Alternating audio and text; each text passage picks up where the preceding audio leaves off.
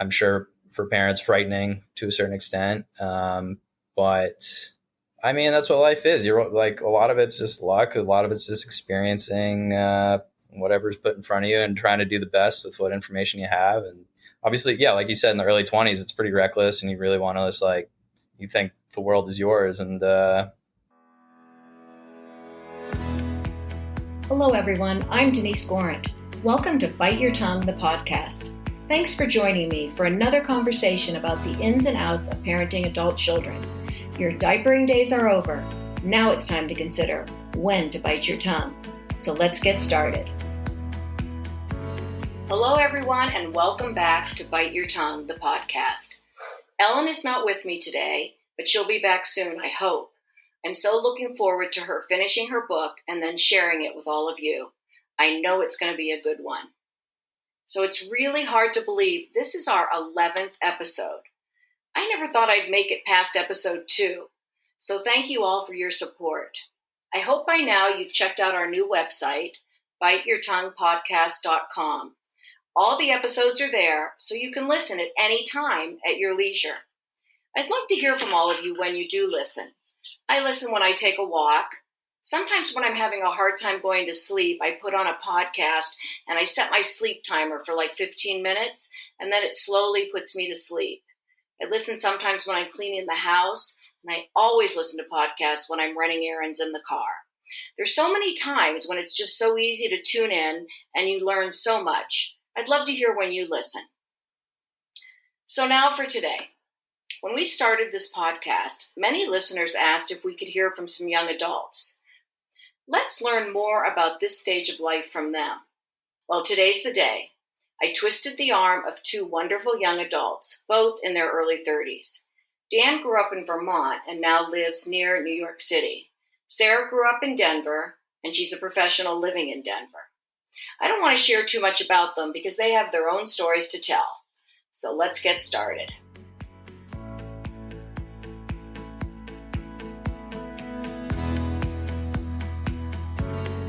Welcome, Sarah and Dan.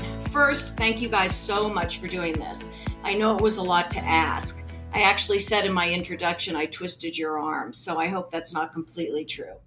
But anyway, literally since day one when I started this podcast, the listeners have been asking to hear from some young adults. Now, I want everyone to understand that you can only speak to your perspective. You certainly do not represent every young adult in the universe. I want to disclose, too, that Sarah and Dan are both white, middle class or upper middle class, and educated. So our diversity level here is very low. We're hoping in some future episodes to start exploring some different ethnic and socioeconomic backgrounds for a fuller and deeper understanding for all of us. But I feel really lucky to have Dan and Sarah with me today, so we're going to start with them. So let's get started. Sarah, I'm going to start with you and ask you just to introduce yourself and tell us a little bit about who you are. That's always a really hard question. I am 32 years old. I grew up in Denver. I still live here. I work in marketing communications now for a realtor association. I think that's kind of it. I have one older sister who lives out of state, and my mom still lives in Denver, so we live close by, like within 10 minutes. That's perfect. Okay, Dan, can you do the same? Sure. Well, first of all, thanks for having us on. It was really nice of you to send the invite. So I am a 31-year-old. I grew up in Vermont in South Burlington, which is Burlington's like the largest metropolitan area in the state, even though it's a pretty small state. But it was like a large town of that small state, so it really wasn't large by like city standards, but it was like, I felt like it was like a safe upbringing. I was in the Air Force for 6 years. I went to a liberal arts school before that. I moved to New York after going on a deployment to South Korea and Japan.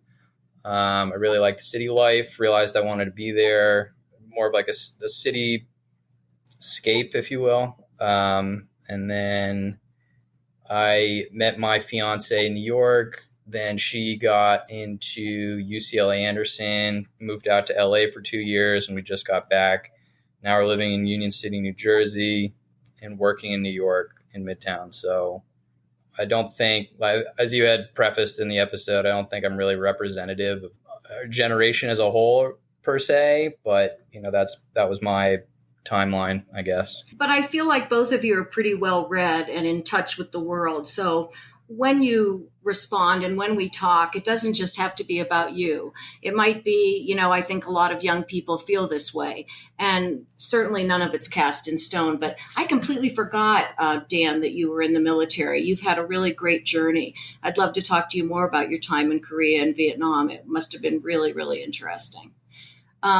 Anyway, so let's get to our little talking to each of you about your journey to adulthood. And I guess we'll just go back and forth. Although, no, I'm going to make Dan start this one. It's not fair that Sarah has to be first each time, right?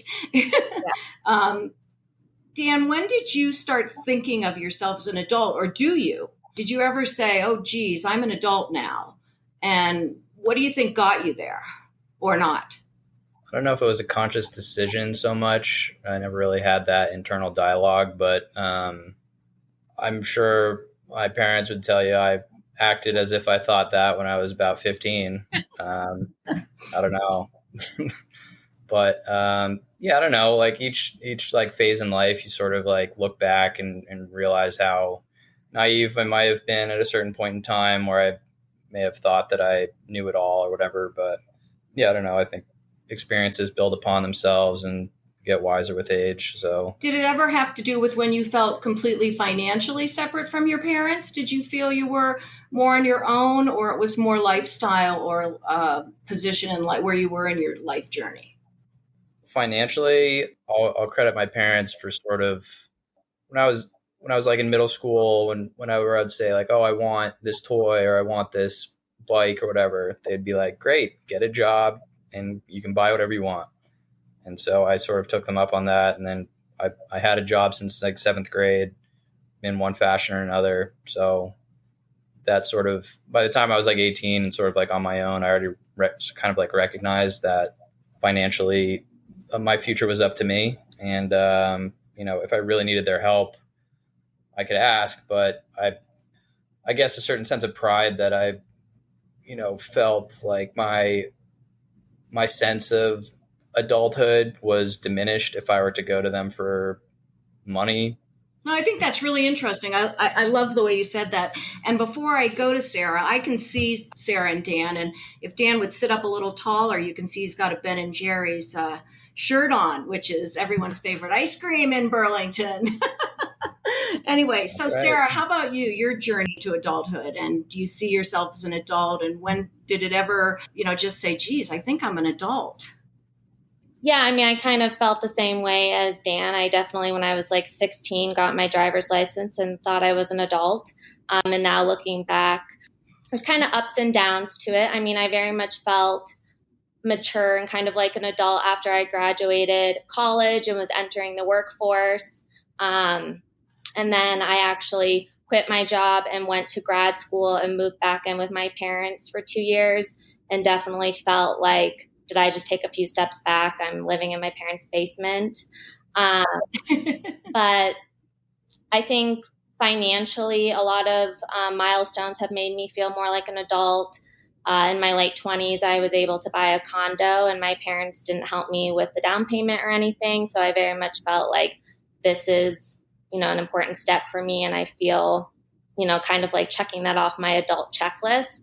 But yeah, I mean, my parents always instilled in me saving money is super important and you need to be able to take care of yourself. I was really lucky that even though they always told me to babysit or to get a job, to save my money, and they were able to pay for a lot of things for me. So I actually used my like babysitting savings to buy my condo, which I was, oh my goodness, which I was very lucky. But yeah, I mean, there wasn't just like a moment where I felt like an adult, but definitely being in a certain position at work and being able to own a home, those were kind of moments where I was like, okay, maybe I'm here, I've arrived. Dan sort of indicated some of the role his parents played, and you kind of touched on it. What role do you think your parents played in supporting you through your journey to adulthood? I mean, obviously, they played a huge role. My parents are older. They had me when they were 40, so I've always felt like my parents were a little bit older than everybody else's, and they were always very supportive of me. I mean, obviously, everything I feel like I could trace that back to my parents helping me get to where I'm at. I don't know specifically what role they played. I mean, I would come to them for advice and saying like, "This is what I want to do. What do you think?" And having them there to listen and to support me, I guess, has helped me. So you guys were both really fortunate. So let me ask you this. My next interview is with a fellow by the name of Dr. Larry Nelson. And he's one of the only, I shouldn't say one of the only, one of the main researchers on this whole stage of emerging adults. And he's actually identified it as kind of a third stage of life. And he says that many times, particularly in their 20s, there's no structure and they can go through reckless behavior. I mean, when I say reckless, I don't mean you're locked up in jail or whatever, but that's your period of making some bad choices and having to get back on track. Did both of you guys experience that? And did support from parents and knowing they were there help you? Because he says there's some need for parental support. You know, right now my generation's trying to step back, but his premise is they're going to go through these periods, and the best thing you can do is be around a little bit to support them through these steps. Used to be kids got out of high school or college, joined the military, had babies immediately. You know, now both of you are not married yet. Marriage is happening later. So there's some reckless behavior in your 20s. Dan, why don't you go to that one first?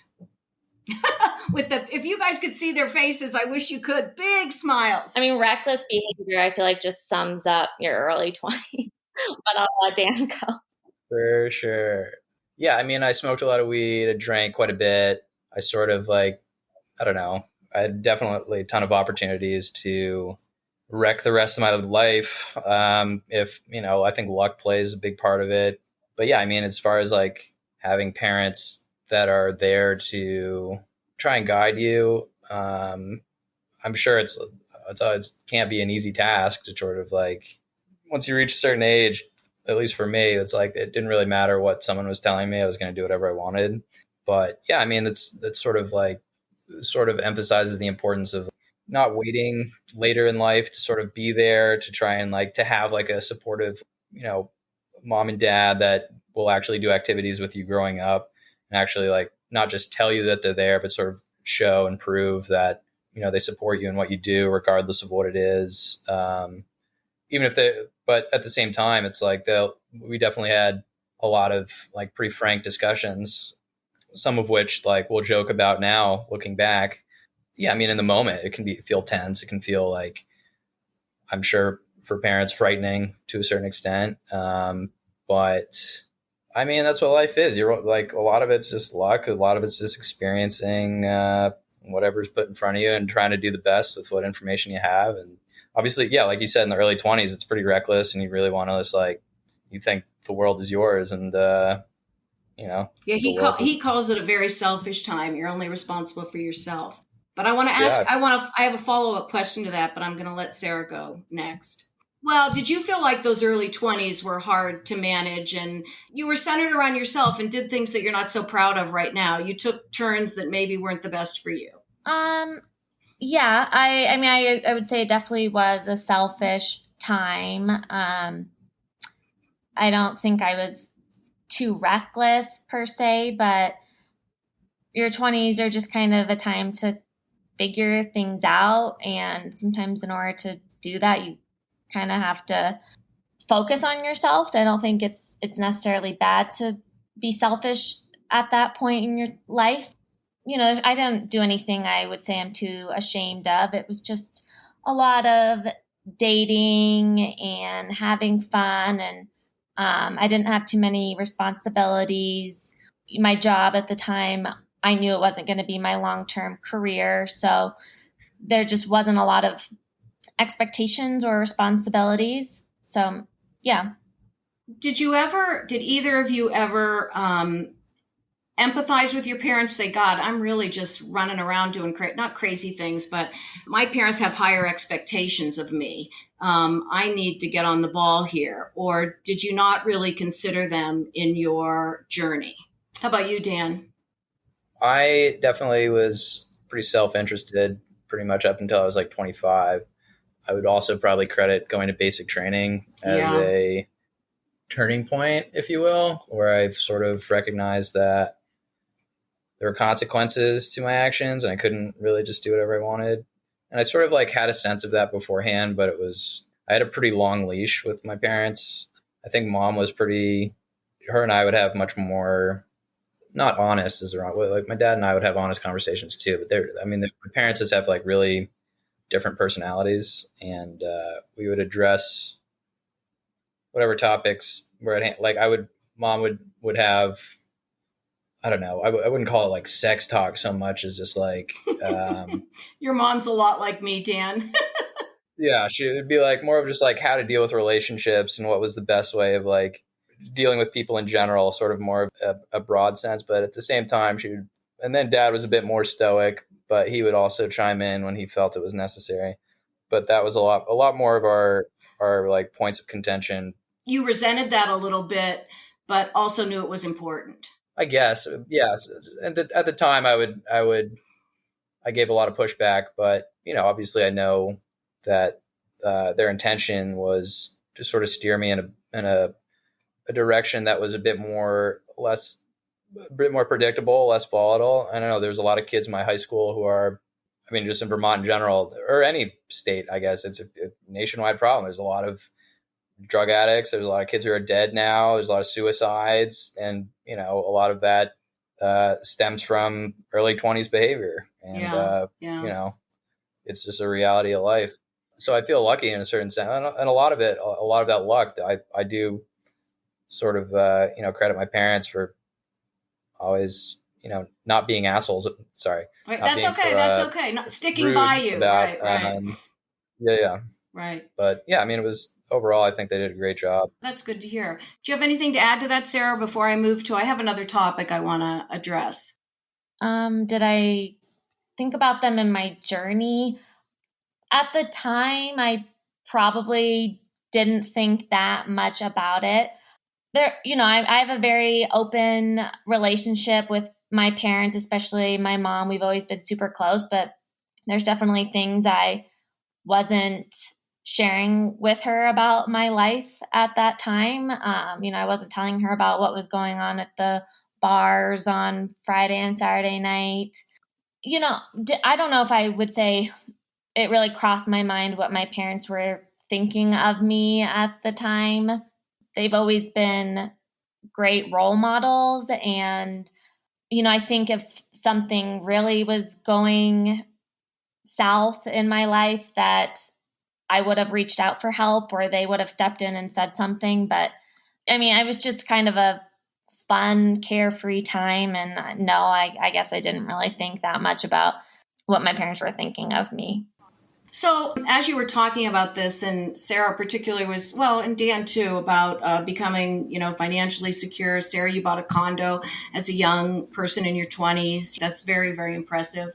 On your own, no down payment. I mean, I see parents now giving their kids these huge down payments, and it's sort of crazy to me. But anyway, do you guys wish you would have had a better financial education growing up, either through school or through your parents, and what would have helped? Because I see a lot of kids not even understanding what a Roth IRA is, or how much to put into their 401ks, or what they should be saving, how to get a mortgage. Why don't you address that one first, Sarah? Yeah, that's a good question. That's actually something I've talked about with a lot of my friends. I would say I definitely wish I had had more of a formal financial education growing up. I think, once you enter the real world and you start having to figure out your taxes and making decisions on insurance and setting up your 401k and just all of that can be pretty overwhelming. At least from personal experience, I felt a little like I was in over my head. And even now, I'm definitely still learning more about a lot of things that, maybe it would have been helpful if I had learned at a younger age, but also in retrospect, it's obviously easy to say now that, yeah, that I could benefit from having had that. I don't know if I necessarily would have been able to grasp all of that, or if it really would have resonated with me, or if I even really would have been listening if someone had tried to help me out or teach me about those things at a younger age. Dan? I mean, I think my parents did a pretty good job overall with finances. Mom was a very, very big Dave Ramsey fan. So very debt averse, very anti credit cards. But I don't think I really recognized how important it was to follow through with, not just listen and know the principles, but actually act on it with your own money once you get paychecks. To not just blow it on whatever I wanted at the time, but to actually put money away. I think that sort of hit home the first year out of college. The main financial problem was the amount of debt from undergrad is seems so insurmountable. Right when you graduate, and unless you have that education, which public schools don't require that in the curriculum, I think they would benefit. I think everyone would benefit if there was tax courses, or if there was mortgages and real estate finance, things like that. Don't have to wait till grad school or take econ courses in undergrad or whatever to start realizing, create a future for yourself and make wise investments. Education is super important. And unfortunately, I think it does come down to parenting and whoever is raising you and whatever influences you have growing up. Yeah, I feel like my parents did a pretty good job. But it's interesting what Sarah said. Even if it was there, you're not sure True. you would have listened. Yeah. Both of you are in your 30s now, and I wonder if your parents tried to drill this into you or whatever, you would have been like, I know what I'm doing. I'm fine. I'm saving. I'm doing just great. I wonder how parents can approach this. It is important to start having these conversations and introducing these, the concept of saving money and investing and whatnot with younger people. Yeah. I was really lucky that my parents definitely did talk to me about saving money, and my mom managed all of the finances in our house. And, my parents were always really responsible with their money. And I definitely remember as a little kid, my mom taking me to the Young Americans Bank to open up my first bank account. So yeah, I was lucky in that way to learn those concepts at a young age. Yeah, I think that's probably true. The other thing that's interesting to me, my daughter, we had a family vacation recently, and she said this to me. We were talking about something, and I said, I thought you always wanted to do that. And she said, well, my younger self thought my older self wanted to do it. When my older self got to that stage, I realized my older self didn't want to do what my young, it's like you think, oh, when I'm 30, I'm going to do this. Or when I'm 32, I'm going to do that. All of a sudden you're 32 and you think, gosh, I'm 32. I was supposed to do this. It's kind of this not understanding about the whole, again, how quickly life moves. Does that ever happen to you guys? True. Yeah, that definitely happens. I mean, I think when you're a teenager or even when you're in your early 20s, 30 seems like an adult. And it seems like, oh, by the time I'm 30, I'm going to be married. I'm going to be living in a big house. I'll probably have kids. I'll have this great job. And then you turn 30 and you realize, maybe that's not even what I wanted. And also I still feel young and I have plenty of time to do those things. And having those expectations, they're not helpful, and they're, a lot of times they're just not accurate for where people actually are in life. But yeah, I mean, I definitely, if you asked me where I was going to be at 32 when I was 25, it would not be the same as where I'm actually at right now. And I don't think that's a bad thing. So let's now, the title of my podcast is Bite Your Tongue. So it's really parents want some advice on how to be a good parent to their adult child, but still not be too intrusive. There's such a fine line for all of us, and we're all walking that fine line. So I just wonder if you have any advice on how to We want to realize our kids have their own lives and our families become secondary. And both of you, I know, are in relationships. And I think sometimes when you have a relationship, that person becomes, like your immediate family. Any advice to parents on how to be respectful of this, to still be in your life, yet not be intrusive? How to approach things? What do you like the best? What works for you? Anyway, okay, go first, Sarah. Not being intrusive, that's a hard question. I guess I would say relationships with your parents, relationships with your friends, with your coworkers, your siblings, they change and they go through phases, especially in terms of when you are in a relationship, a boyfriend, a girlfriend. I think it's super normal for that to kind of become the focal point, especially when it's new. And, even with friends, I think you just realize that, like, oh, when you're starting to date somebody new and it's becoming more serious, that you're probably going to be more focused on that, and other relationships kind of, they're still important, but they do get pushed to the side to an extent. And I think as a parent, you also have to understand that that's natural and that happens.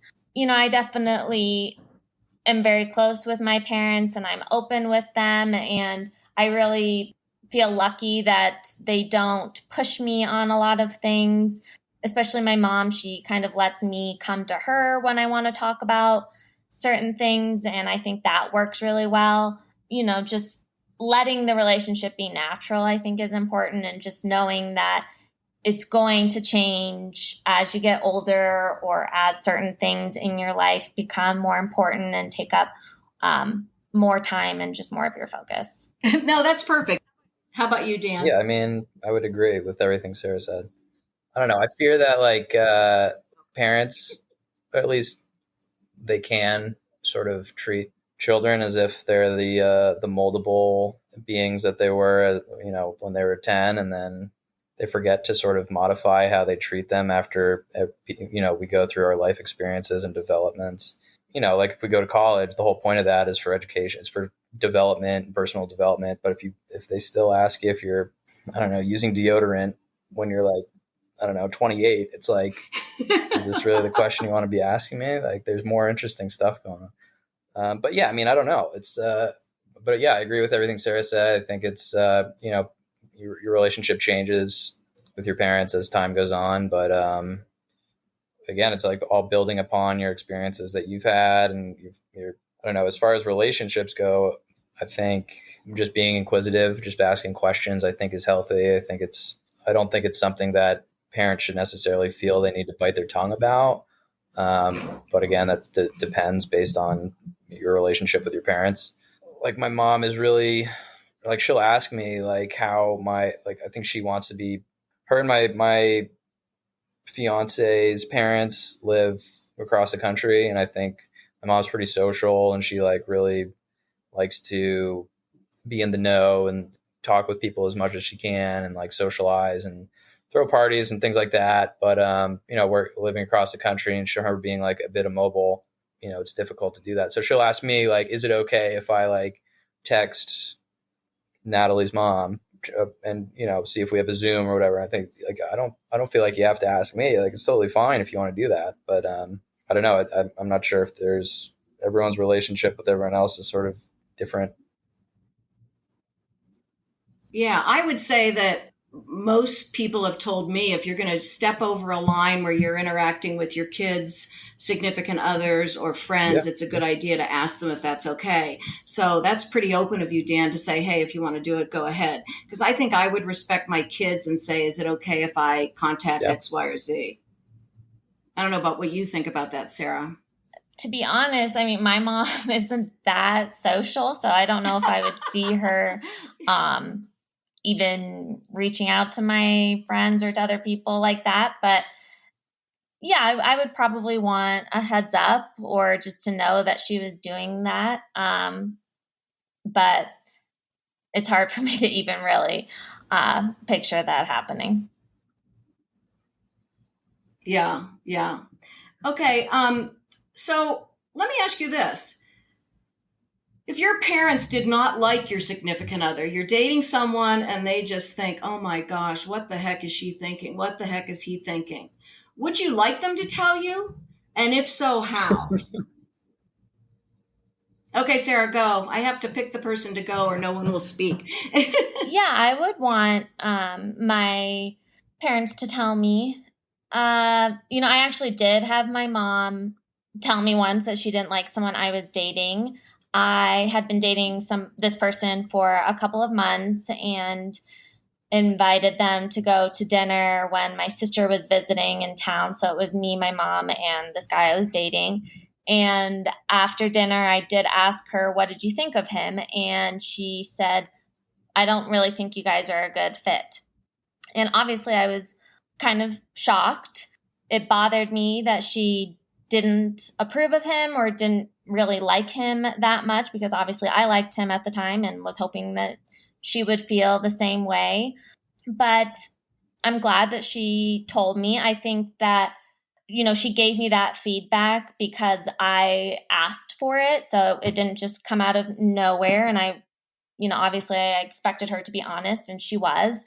I think you need to be really careful with that as a parent or as a friend or as anyone to give someone that kind of feedback, and definitely need to make sure you do it sooner rather than later. If I was, fully in a long relationship or long-term relationship with someone, I definitely wouldn't want to then hear like, "Oh yeah, we don't like him." But I think if somebody asks you, then yes, you should be honest and tell them. And was she right? And was she right? Yeah, I think she was right. I mean, he was a nice person, but no, I don't think he was right for me. And I didn't break up with him immediately after she told me that, but it probably did. It bothered me that she had said that, and it made me think a little bit more. And eventually, I realized, like, yeah, this isn't a good fit. Got it. Got it. How about you, Dan? I'd like to hear that sooner rather than later because, yeah, they tend to usually be right. I try to be a bit more reserved, and I don't necessarily introduce them to my parents if I'm in a relationship with someone until I feel like it's appropriate to do so. But yeah, I mean, right, they're usually spot on. But at the same time, if they don't like someone, I'm definitely going to want to hear it, but I'm going to be more interested in why they don't like them, and then sort of dig into whatever their reasoning is. That way, if I can sort of expect that to be something that they're looking for in whoever, whether it doesn't work out, like what was the red flag, that'll be something to look out for in the future. But yeah, I mean, it's more about the why. I wouldn't really be hurt either way because I don't necessarily think that I would care so much if they like. I mean, I would, but like, It's going to be your yeah, decision. but like, obviously, it'd be better to have them like them. Like right now, I think they like Natalie. The first time she met my parents, she loved them, or they loved her, which was great. And that wasn't always the case in the past, but in the end, they recognize that we'll figure it out. Like if it's not going to work out, like parents like saying if they don't like someone, I don't think that's going to sway a relationship one way or the other. So I think that's why it's more important to understand why they wouldn't like a significant other. I don't know. Interesting. Okay, we'll move to something else. Sarah, your mother lives in the same town as you do, and I know you speak to her often. Dan, your parents live quite a distance. So I'd like to hear from you how you stay connected to them. And are there any tips for staying engaged that are not intrusive from parents? It's a bit of a challenge, I guess, but I don't know. She'll watch my stories on Instagram. That's usually how she keeps up, I guess. But we'll have calls probably once a week or so, just check in, see what's new. Call either my mom or my dad about it once a week, and then I'll get texts here and there. I've been roped into a few group chats with like family members. For some people, that's great. I can't stand it.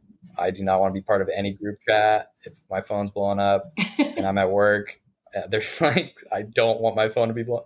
Anyway, but yeah, I mean, it works great for some people. But I think, just having calls and, if you can't talk, then you don't pick up, obviously. But like typically, we'll call each other and we'll chat if we want to chat. I don't know. I don't know if there's necessarily like, This might be hard to be truthful, but how many times do you see it's your mom calling and you don't pick well, she up? doesn't really call. I think she learned that lesson years ago. But uh, Okay. So she texts first, "Are you available?" yeah. But at this point in time, like I've sort of, I don't know. It's a moving target. Like I don't think there's a set rule for how often. Like it's like if you have something to talk about, call them up, or anyway, whatever. Like I'll call her here and there. If it's more than a week and I haven't talked to him, I'll feel like it's time to give him a call. But Well, that's yeah, I good. mean, I don't think I would be dealing with this challenge if I was, living in the same town as her. And Sarah, you live in the same town. How do you stay engaged without over meddling or expecting too much? But maybe you've already said your mother doesn't expect too much. Whatever you're able to offer is fine. Is that right? Yeah, she definitely doesn't expect too much. I'm sure I already said this, but I feel really lucky to be able to say my mom is honestly one of my best friends, and we happen to have a lot in common. We do a lot of things together that, I mean, we both do Pilates at the same Pilates studio. So I see her there. Either we're in the same class or just passing by like 4 times a week. We get coffee together. I'll go over to her house and we'll watch a movie or watch a TV show together. But I always feel like, I don't want to say that I take advantage of the relationship and only offer so much, but I am really lucky that she understands there's certain things that are private or personal to me that we don't really talk about, and she doesn't push me on them.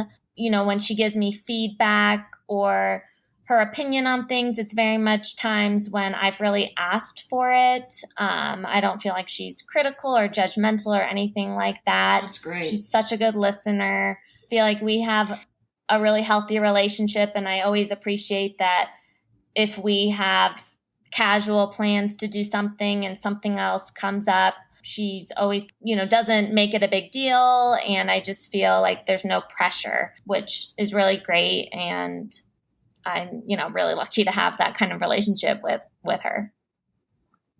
So now I'm going to hit on a little bit of a touchy subject. I know, Sarah, you lost your father a few years ago. How long ago was it? Will you Yeah, remind me? he passed away. It'll be 2 years in November. Okay, so really not that long ago. How did that affect?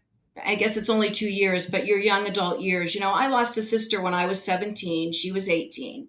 And that really affected my behavior, impacted my behavior and my relationship with my parents for my entire adult life. I always felt, I don't know how to explain it, but they lost one daughter, so I had to fill in. I had to be everything, sort of thing. How that's affected the relationship with your mother? Do you feel any pressures to be more to her because she's lost her life partner? And I don't mean this in a negative way, because I didn't see it in a real negative way for me, but I think that people that go through tragedy or those kinds of things in their life really grow to be a very rich person in many ways. So I want to know how that's affected Yeah, I you. mean, I feel like once you've lost somebody, like a parent or someone in your life like that, you kind of become part of this club that you didn't really want to become part of, but it definitely impacts you. I think in terms of how it's affected my relationship with my mom, I don't feel like she's put any pressure on me or has expectations that I'm going to do certain things, but my sister lives in California. I'm living here. She no longer has my dad who would mow the lawn and do certain things around the house. And, I kind of feel like I want to help her with more of those things. I want to make sure that I check in and ask her if she needs help because I know that she's not going to reach out to me and ask. I mean, after losing one parent, it's just, I guess even more value has kind of been put on her as well because she's the only parent that I have left. And it's not something that I ever would have thought about before. But after losing one parent, it kind of sits on your mind a little bit. And I just kind of naturally now have more of a inclination to want to help her and I mean, she's very self-sufficient. She still is working full-time. So I don't want to say that I want to like take care of my mom, but I just want to be there and make sure that she knows that I'm here and that I'm willing to help her. So you might value her a little bit more now that you've lost your dad, because you know what it's Yeah, like. I definitely value her more. And, I mean, you just realize you can't take the time you have with your loved ones for granted. And so I feel like I value her and just want to spend time with her while I still can. And you never feel guilt from your parents. Your mother, it sounds like, based on what you're saying about your mother, she would never say, I'm lonely. I don't have your father. You've got to spend more time with me. Her expectations are not ever stated to you, or you don't feel they're there, would you say? Yeah, I mean, yeah, she would never say that she's lonely or that she needs certain things. But I definitely want to help her.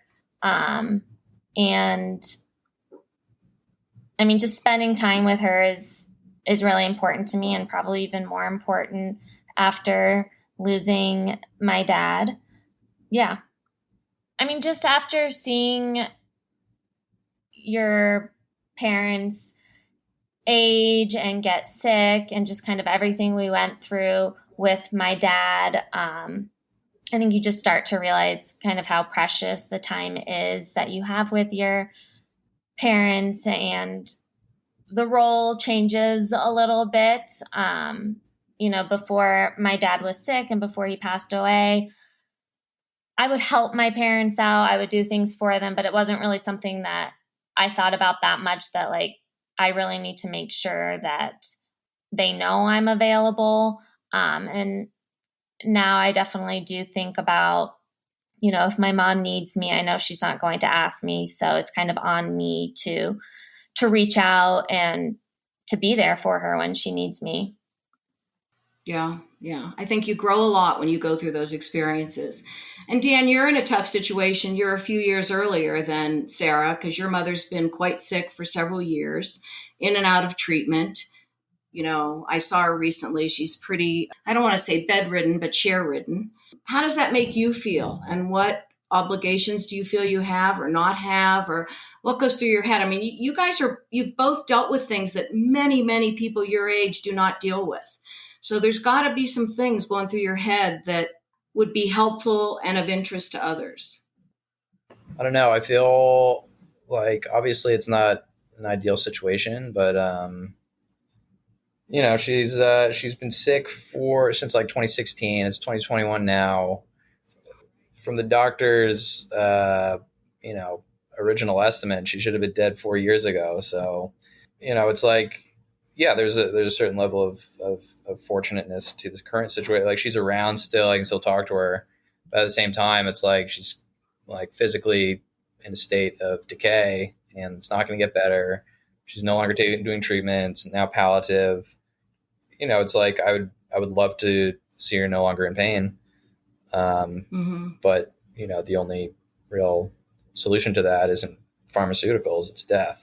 But that's a reality everyone faces. I mean, like, no one's here forever. Depending on, I was listening to last week's episode about religion. There's plenty of ideas about what the next stage is for people once you hit the road. But I think as long as you live a good life and you have good relationships with the people in your life and have opportunities to emphasize with good values, being a good person, and having an experience where a parent is in a state of final chapter, there's a certain level of privilege that comes with that, because they recognize that the end is near, so they then are a bit more forthcoming about what they wish they had done differently, what life means to them, what their experiences have been like, and bestow that wisdom. It's an opportunity to sort of like not wait. I mean, many people die without having that sense of like opportunity to reflect. And again, this is like, I don't know, it's obviously not a good thing to have, but as far as like what the reality is, I think that's kind of like the only positive way to look at it, is like to try and see. Yeah. Yeah, you two are both remarkable, and it sounds like you both have really great parents who've supported you, and you're both so well spoken. I'm just going to ask one more question, and this might be a lot to read, but again, there's not a whole lot of research on this topic of the emerging adult, but it's getting more and more. I mean, you mentioned earlier if your parent calls you when you're 24 using deodorant, it seems a little bit silly, which it is. However, there's a trend now to parents being, they talked about helicopter parenting when you were like in middle school. When I hear stories about parents that literally call up college professors to talk about their kids' grades, I think to myself, okay, I'm ahead of that game, but what am I doing wrong otherwise, kind of thing. But the one thing I read really stood out to me: how to be a supportive parent in your adult child's life. And they said, think about the other meaningful relationships in your life and take some time to think objectively about what it looks like to be a good friend. Good friends are trustworthy, loyal, dependable. They're encouraging, positive, kind, and thoughtful. They're good listeners, they're non-judgmental, and they express empathy. And I think we all do that with our friends. They're supportive in good times and bad, and they don't give advice unless asked. They respect your time, but they're fun to be around. Be that person with your kids. So that sounds so simple. Let's just tell parents, hey, there it is. It's right there. Just do it and you're home free.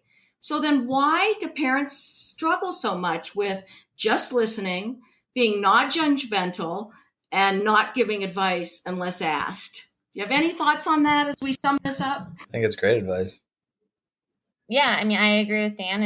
It's really great advice. I think it's easier said than done.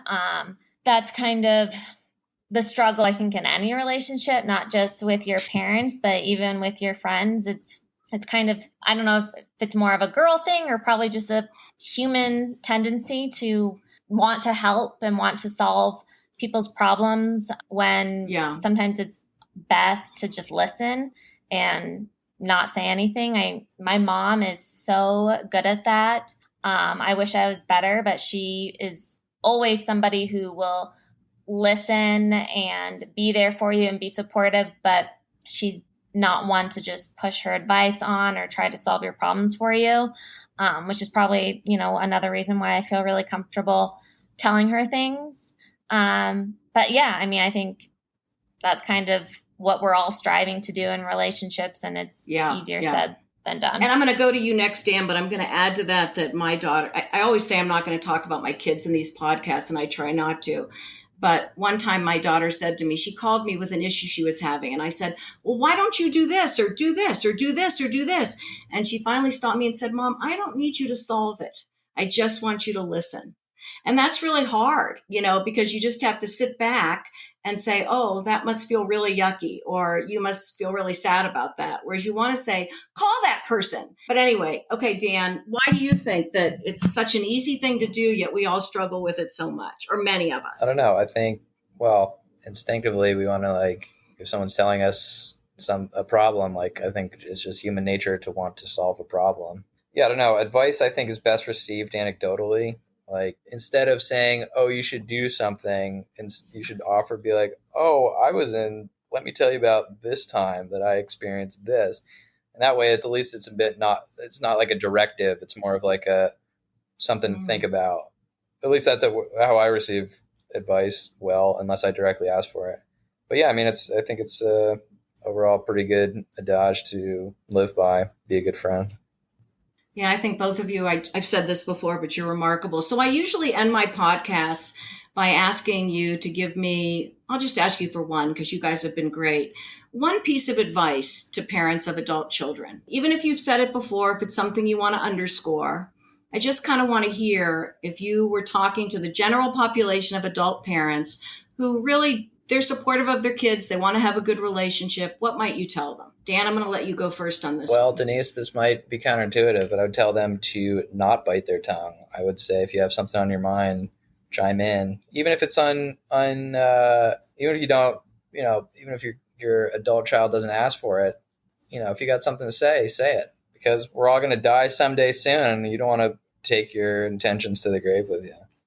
Oh, Dan, I love, love, love, love it. Okay, Sarah, can you top that? That was definitely really good advice. I love what Dan just said. I think my advice for parents would be to remember relationships are a two-way street. And if you feel like you are meddling or feeling nosy or like you're expecting too much from your kids, maybe you are, and maybe it's a good thing to step back and to let them come to you and reach out and let you know when they do want your opinion and when they do need more from you. I mean, I know that that's hard sometimes, but I think that's an important one to remember. Gosh, you guys, that was so wonderful. I'm going to say and be really honest that I was really nervous about this conversation because, it's hard. It's one thing to be talking to my age mates and we all agree on how we're feeling. And now I'm talking to two young adults that speak wonderfully and might disagree. Like Dan said, sometimes you don't have to bite your tongue. So thank you both for joining me today. Dan, I wish you well on the travel with your mom, and I know she's a strong person and will take this journey very well, and you will too. And Sarah, it's just been great chatting with you and reconnecting with you, so I thank you both very much. Thanks for having me, Denise. This was great. Thank you, Denise. It was really great, and it was really great meeting you, Dan, and talking to both of you, and thanks so much for having me. It's nice meeting you, Sarah. Thanks so much, Sarah and Dan. Two extraordinary young adults.